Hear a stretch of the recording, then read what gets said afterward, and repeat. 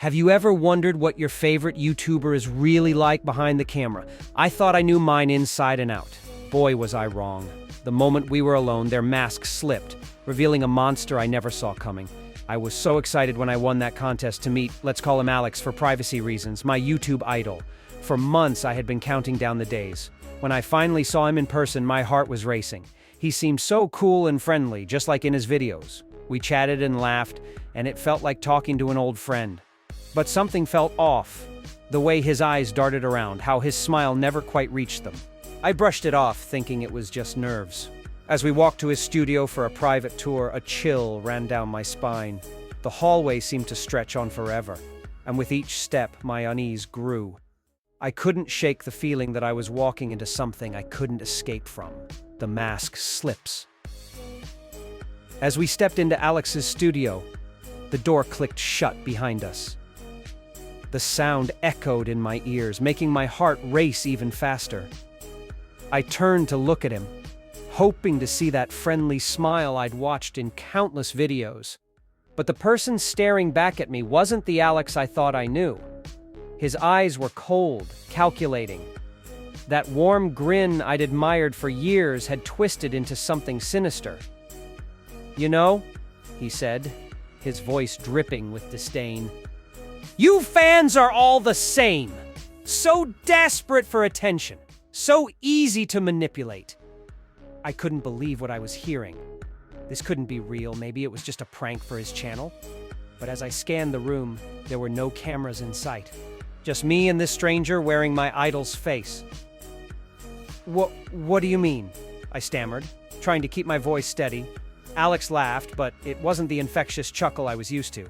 This laugh was harsh, cruel. "You really think we care about any of you?" he sneered. "It's all an act. The persona, the positivity, it's what sells. And you idiots eat it up." My mind was reeling.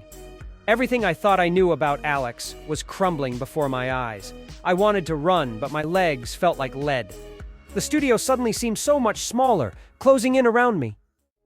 Alex took a step closer, his eyes never leaving mine. "You know what the best part is?" he whispered, leaning in close. "No one would ever believe you if you told them the truth." That's when I saw it. A glint of metal in his hand. My blood ran cold as I realized what it was. A knife. This wasn't just about shattering my illusions anymore. This was about survival. In that moment, I knew I had to get out of there. Fast.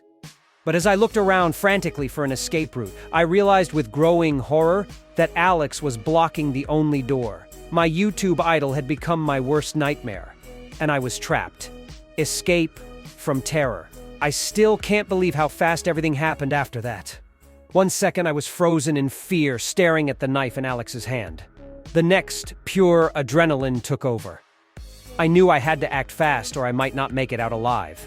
Without thinking, I grabbed the nearest object, a heavy camera tripod, and swung it at Alex with all my strength. It connected with a sickening thud, and he stumbled back, stunned. I didn't waste a second. I bolted for the door, fumbling with the lock as my hands shook uncontrollably. I could hear Alex cursing behind me as I finally got the door open.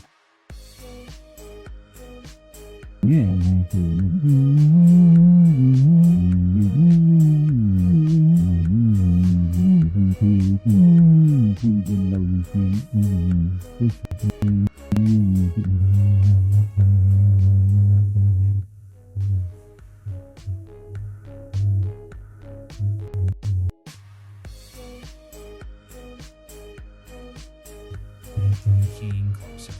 I ducked into a small supply closet, barely daring to breathe. The footsteps stopped right outside. I covered my mouth, terrified that even the slightest sound would give me away. Come out wherever you are," Alex's voice sing-songed, sending chills down my spine. "You know you can't hide forever." I stayed perfectly still, praying he'd move on. After what felt like hours, the footsteps finally faded away. I waited a few more agonizing minutes before slowly opening the door. The hallway was empty. I crept out, constantly looking over my shoulder. That's when I saw it. An emergency exit sign glowing at the end of the corridor. I ran towards it, not caring about the noise I was making anymore. Just as I reached for the handle, I felt a hand grab my shoulder. I screamed, thinking it was over, but when I turned around, it wasn't Alex. It was a security guard looking concerned. "Are you okay?" he asked. "We got reports of a disturbance." I broke down, sobbing with relief as I tried to explain what happened. The guard called for backup and escorted me outside to safety. As police cars pulled up, the reality of what I'd just escaped started to sink in. My YouTube idol had tried to kill me, and I'd barely made it out alive. Shattered illusions. As I sat in the police station, my hands still shaking, I couldn't stop replaying everything in my head. How could I have been so wrong about Alex? The cops kept asking questions, but I barely heard them. My mind was stuck on loop, seeing that twisted grin, hearing that cruel laugh. It felt like waking up from a nightmare, only to realize the nightmare was real. The next few weeks were rough. I couldn't sleep without seeing his face. I'd jump at every little noise, thinking he'd found me somehow.